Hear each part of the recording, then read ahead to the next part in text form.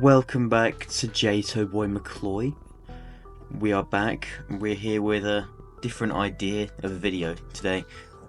This is going to be discussing which subrealm fits best with its parent realm. For example, does it fit the theme? Does Forgotten Ridge fit the theme of Ring 1? Well, yeah, that question is what we're going to ask today. Make sure you like and subscribe. I would love that to happen. And yeah, enjoy.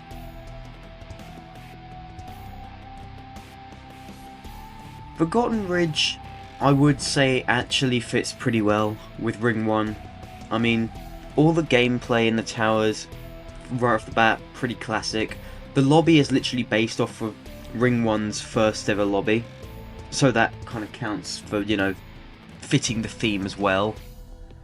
Most of the lobby itself as well also just kind of has a really chilled, classic, refined feel. Like, it's really just like an ideal subrealm for the first ring.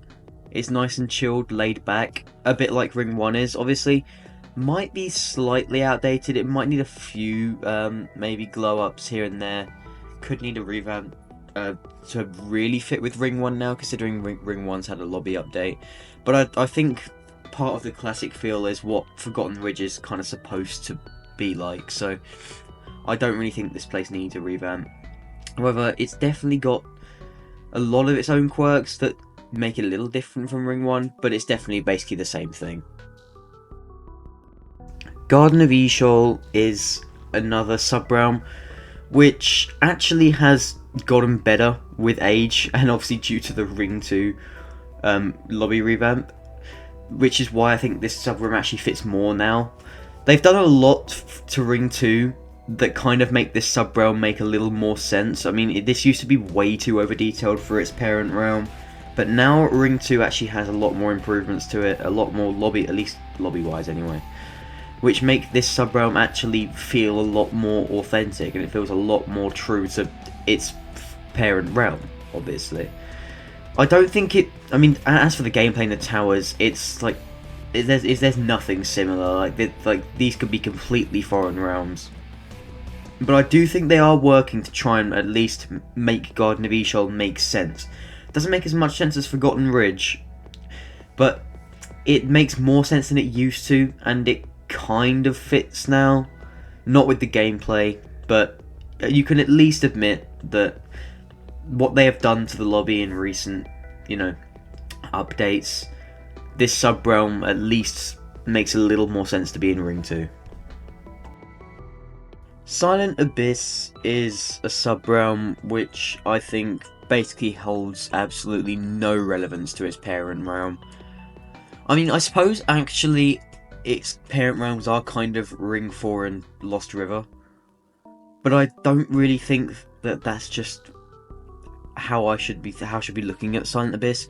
And even if it was Lost River, the only thing that they have in common is the fact that they're Guardian subrealms. Nothing else. I mean, but as for being in Ring 4, yeah, this literally means absolutely nothing to Ring 4. Like, it doesn't even have the same, like, theme as Ring 4 whatsoever. I mean, oh no, they're both dark. That's it. Like, you could say this is probably a subrealm for, like, I don't know. You could probably say, like, Zone 8 or something.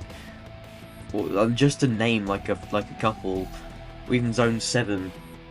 Like, it's just... holds nothing against... I don't know what I meant by saying against. You know what I mean. I know that it holds, like, you know, no relevance to Ring 4.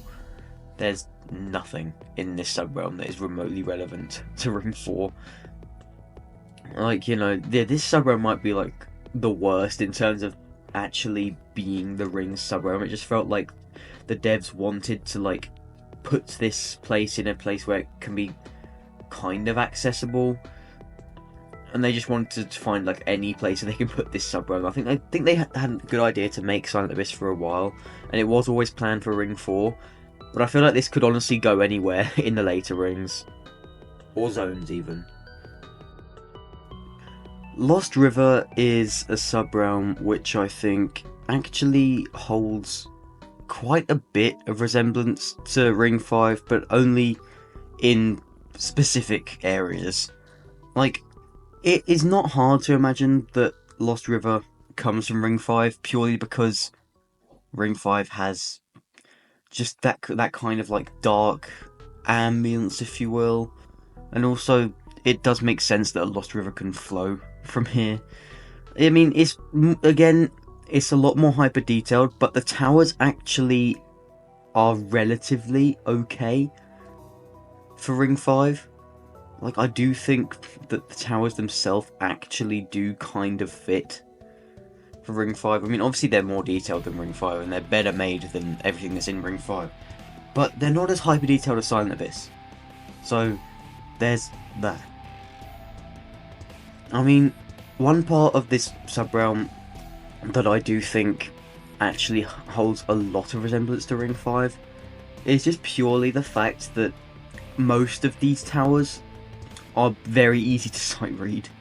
I mean, Ring 5's towers, don't get me wrong, there are some confusing ones, but the majority of Ring 5 is relatively easy to sight read. I mean, obviously besides, Extraordinary Adventures.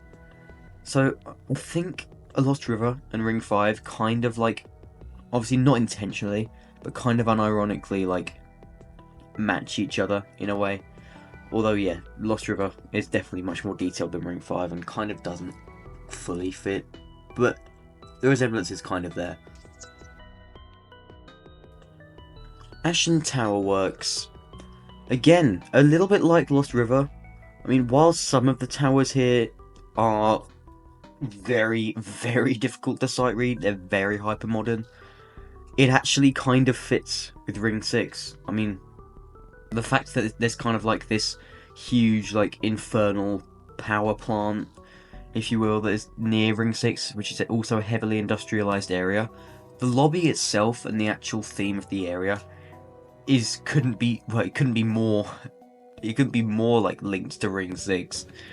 Like, you could even consider this like a side B of Ring 6 if the towers weren't so hyper modern, which is sadly where this subrealm kind of loses its relevance to Ring 6, because the towers are very, very hyper modern, very difficult to sight read, they're very creative, and that's just not what Ring 6 is at all.